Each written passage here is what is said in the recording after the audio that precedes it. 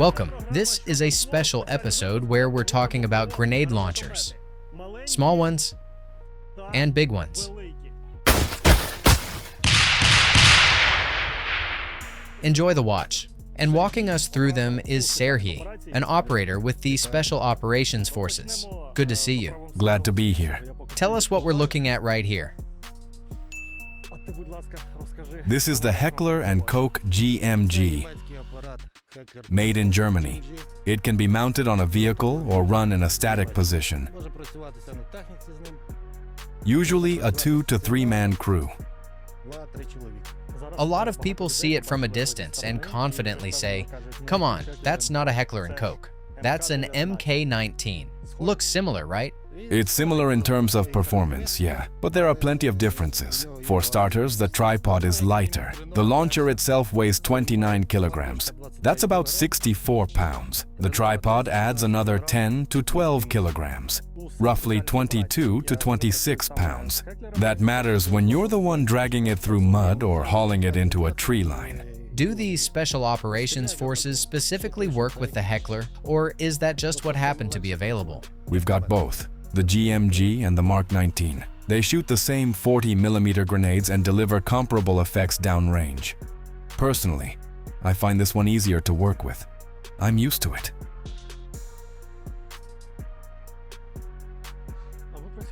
You've used it in combat, and we've heard some pretty legendary feedback about your work.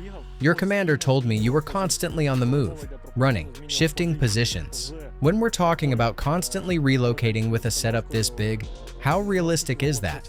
Were you operating with a full crew?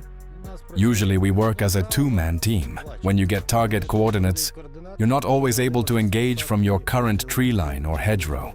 Sometimes you just don't have the angle, and those coordinates, they change a lot. You can't just sit there zeroed in on one crossroads or one patch of forest and expect the fight to stay frozen.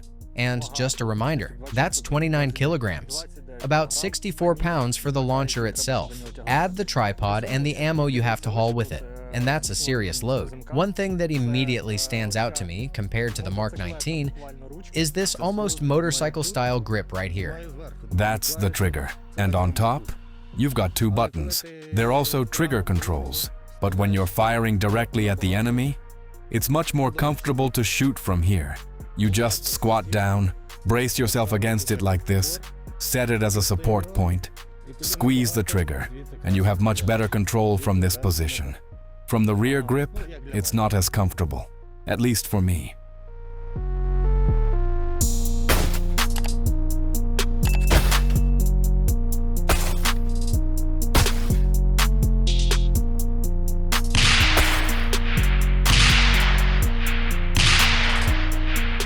How delicate is it? Because the feedback we've heard about the Mark 19 is that it's a great weapon, but it demands careful maintenance, constant attention. Yeah, you have to clean it. I always carried oil with me, at minimum. Sometimes I'd literally pour it over the gun, straight from a bottle. While the top cover's open, let's show how the loading mechanism works. Take the belt. There's what we call the father, the leading round on the feed strip. You guide it into place right here. Close it up.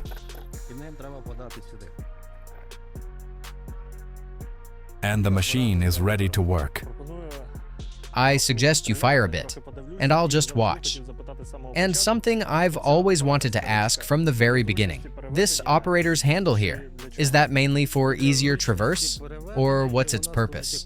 It's for easier traverse, yes, but it also works like a stock. You stand like this, brace it against yourself, lean into it, and you can control the weapon. Up and down, left and right, elevation and direction. So it's almost like a shoulder stock. More of a support feature? Exactly. You guide it like this, side to side, adjust here, and it's much easier. The launcher rests against you instead of you fighting against the launcher. Let's send a couple, one by one in that direction. Shot.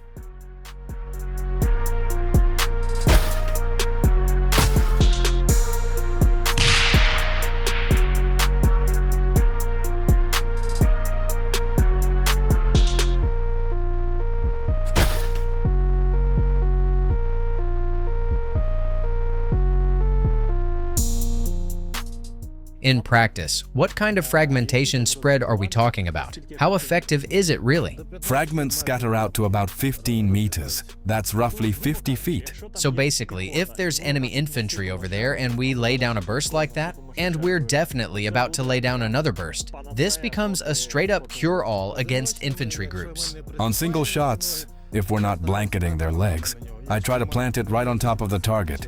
Step in on it if there's no way to bury it or pin it down with something. But with a burst, from what I've seen on drone footage when we were working, it just covers a square, completely blankets it. What size square? About 4 meters across, give or take, so around 13 feet. That's your beaten zone.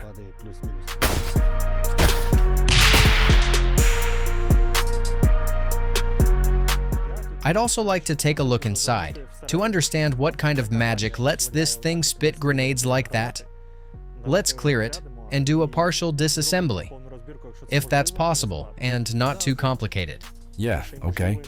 So it is possible, and not that complicated, turns out.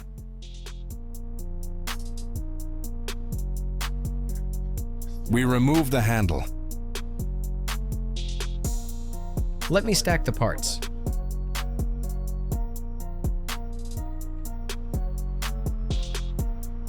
Open this cover. Remove this rod.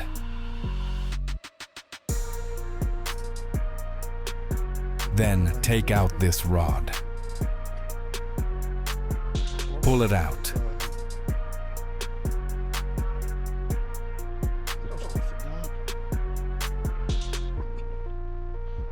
Press here.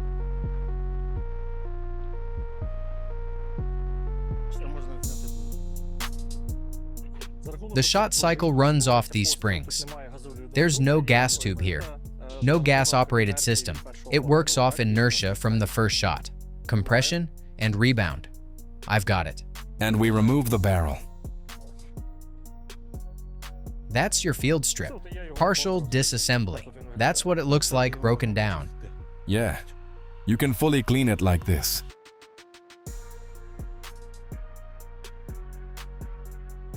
I'd honestly like to lobby for improving the lives of grenade launcher crews, whether it's Heckler and Koch systems or the Mark 19, so it's not just one guy hauling the receiver and another dragging the tripod. Break it down properly. One person carries this component, another carries that one. Because let's be real, how much does this part weigh? About 5 kilos probably. That's roughly 11 pounds.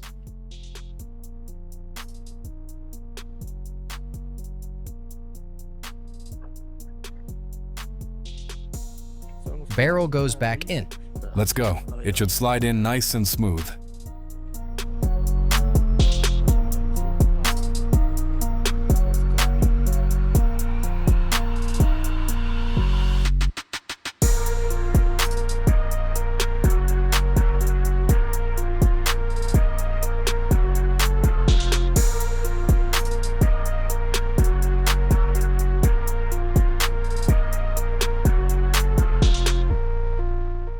Now we set the handle back. Final cord. Locked in, ready for work. Yeah, ready.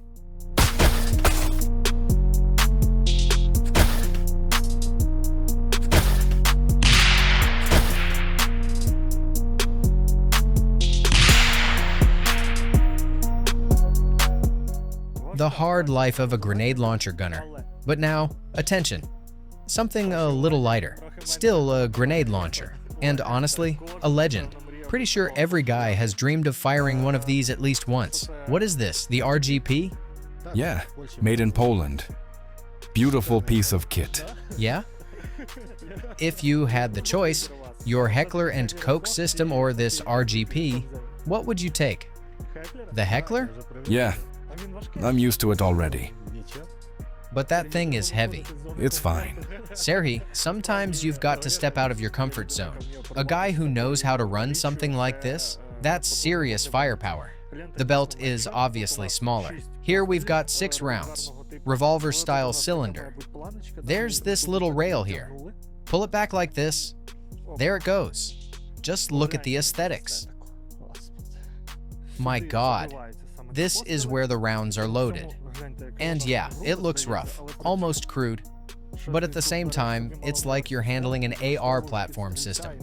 Adjustable, tailored to the shooter, individual fit. Alright, I say we put some rounds down range. Let's load up. You clearly have more ammo, but I'll be precise. We'll see. Who am I kidding? You've got a tripod mount, and I've got these hands shaking from the recoil. Let's load it.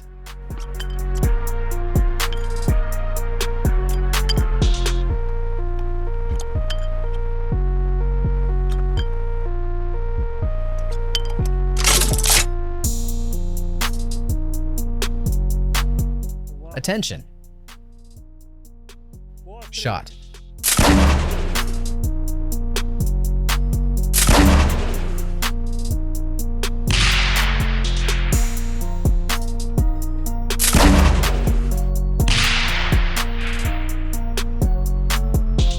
Well, grouping. Not bad. The advantage here is you can immediately correct yourself. Fire, adjust, fire again. Like Angry Birds, more or less, walking your impacts onto the target.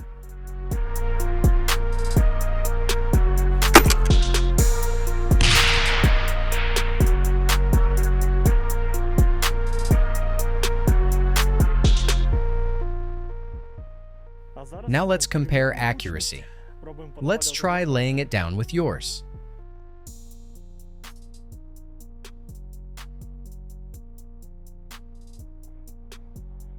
These locking teeth should secure it. There, locked in.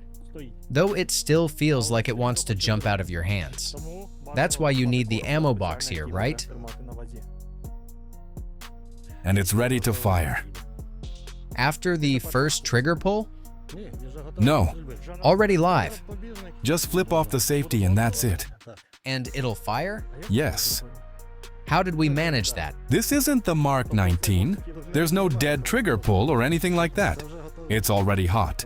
Just take off the safety. No second chances. Ladies and gentlemen, if you've been running the Mark 19 before, be very careful with the Heckler&Koch. That first round sitting in there, the moment you drop the safety, it's going straight downrange. Exactly. And you've already dialed everything in for me, right? I'm just adjusting it down to the lowest setting based on your setup. All right. Burst incoming. Let's do it classic style. God willing.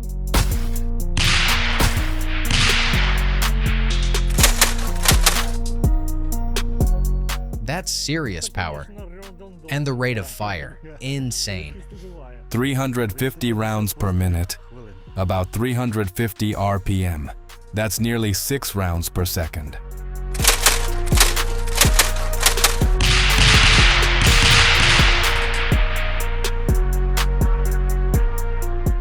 So, how do you like it? If I had to choose between the two, I'd take the Polish launcher. But purely so, I'm not stepping into your territory and making you jealous. So I'll just take this one. Serhiy, I honestly can't imagine the conditions you're working in right now, whether you're behind this launcher or that one. Respect to you for that, and thank you for the time, and for breaking down how all of this actually works. Thank you.